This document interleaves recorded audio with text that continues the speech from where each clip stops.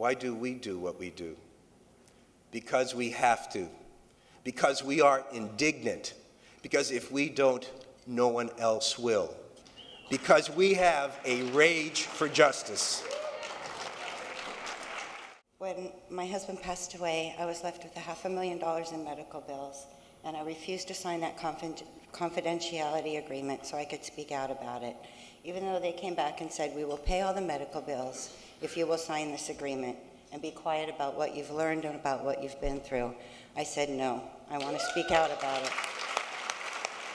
Philip had a couple phrases, and there's a big statue of him, bigger than life, which sort of fit Phil. In his paper, there's a pocket, and it basically said, the only way to deal with exploiters is to terrorize the bastards.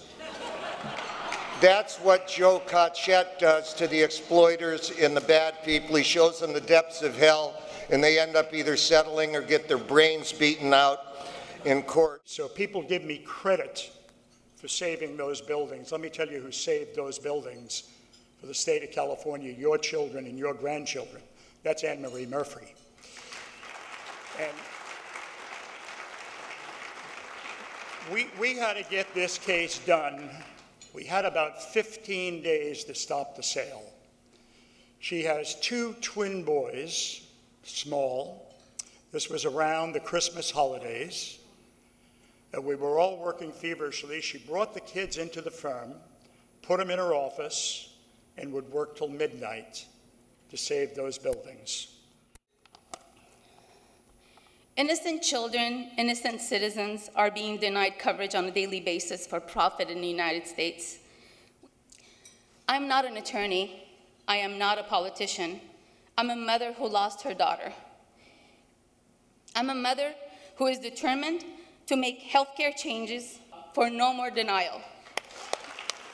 When a couple of big Texas oil companies came to California to put Proposition 23 on the ballot last year, Tom Steyer took a page right out of the Phil Burton playbook and said, if Valero and Tesoro oil companies want to undermine the landmark global warming protections California has in place, they're going to have to deal with me, with Tom Steyer.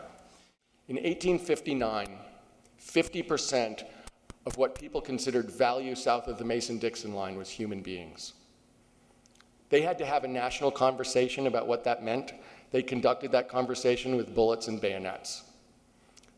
Believe it or not, we're going to have a national conversation with the kind of entrenched economic interests that are every bit as big as that, every bit as entrenched as that, every bit as unwilling to think about what they're going to give up. I'm hoping that the force of our arguments and the vigor with which we pursue them is going to be better than bullets and bayonets.